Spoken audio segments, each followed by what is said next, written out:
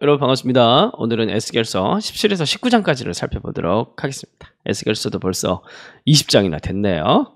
시간이 좀 빠릅니다. 네, 여러분 어제 어떤 통독 본문이 있었습니까? 하나의 큰 비유가 있었죠. 어떤 어린아이를, 버려진 아이를, 불쌍한 아이를 하나님께서 데려다가 키우시고 입히시고 또 결혼까지 했어요.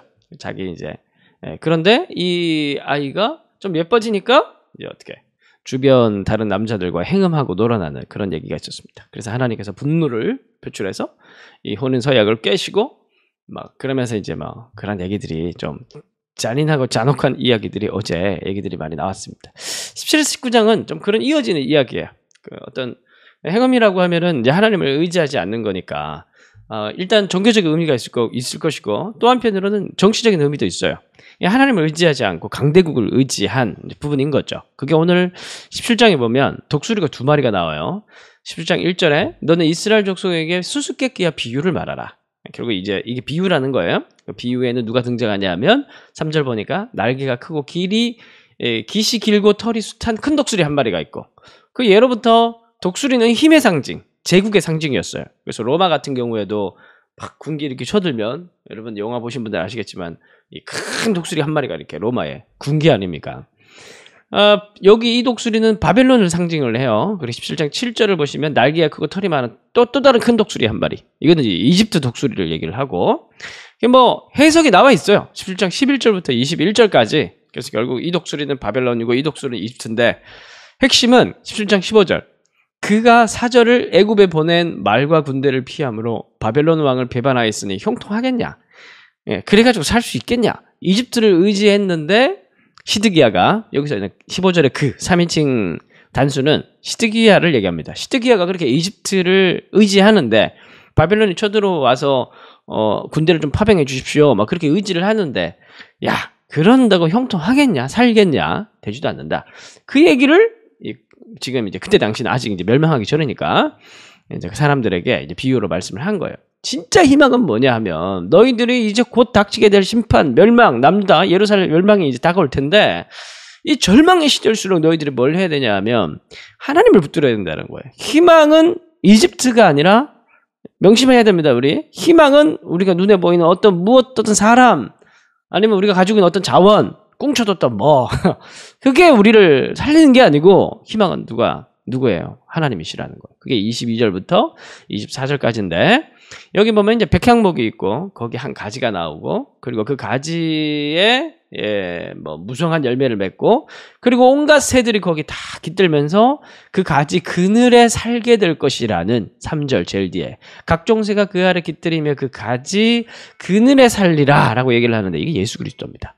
자, 마태복음 31장 31, 2절 보면 또 비유를 들어 예수께서 말씀하시는 거예요. 천국은 마친 사람이 자기 밭에 갖다 심은 겨자씨 하나와 같으니 이는 모든 씨보다 작은 것이로되 자란 후에는 풀보다 커서 나무가 되며 공중의 새들이 와서 그 가지에 깃든다 이렇게 얘기를 하죠.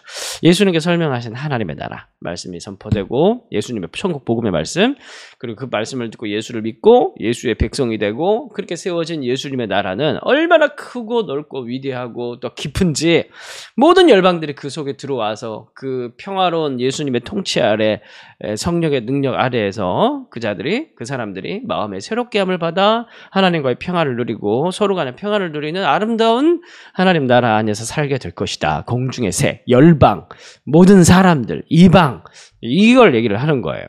다시 돌아와서 오늘 말씀 보면 그 가지 그늘에 살리라. 결국 진짜 하나님의 희망, 하나님이 희망이 되신 이유는 뭐냐 하면 이러한 예수 그리스도를 통한 하나님의 나라를 세울 것이기 때문에 그 나라에 오늘 우리가 살고 있는 거예요. 그게 핵심을 파악해요. 핵심을.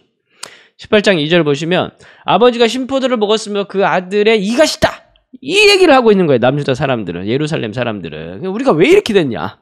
벌써 1차, 2차 포로 잡혀가고 지금 자기 친척들, 가족들 좀 사로잡혀 갔어요. 지금 얼마 남지 않았죠. 이제 3차 포로 이제 또 잡혀가면 끝나는 거예요. 왜 우리가 이렇게 됐냐? 이건 우리 조상들의 죄 때문이다. 두고두고 내려오는 조상들의 죄 때문이다. 이렇게 얘기를 하는 거예요. 핵심을 파악하고 있지 못하는 거예요. 지금 하나님을 붙들어야 될 텐데 하나님을 붙들고 죄의 용서를 구하고 그리고 하나님의 소망 대신 하나님을 붙들어야 될 텐데 그래서 18장 5절에서 9절까지는 이 말에 대한 반박입니다. 그때 당시 얘기를 했던 이 유대인들의 말의 반박입니다. 18장 5에서 9절은 야 무슨 소리냐. 의인은 그 사람의 행위로 사는 거다. 9절 내 율례를 따르며 규례를 지켜 진실하게 행할진대 그는 의인이니 반드시 살리라. 나라가 멸망하고 우주가 멸망하고 이 세상이 다 천지분간 다 사라진다고 하더라도 천지가 다 사라지는 재앙이 온다고 할지라도 두려워하지 마라. 하나님의 말씀에 신실하게 살아가는 자들 하나님의 백성은 반드시 산다. 죽어도 산다는 거예요. 18장 10절에서 20절까지는 악인의 예입니다. 그러나 아무리 뭐 그렇게 한다고 할지라도 자기 죄 때문에 멸망한다는 거예요. 조상의 죄가 아니라 바로 너희들 죄 때문에 멸망하게 된다라는 거예요. 핑계대지 못한다는 거예요. 변명하지 못하고 핑계대지 못한다는 거예요.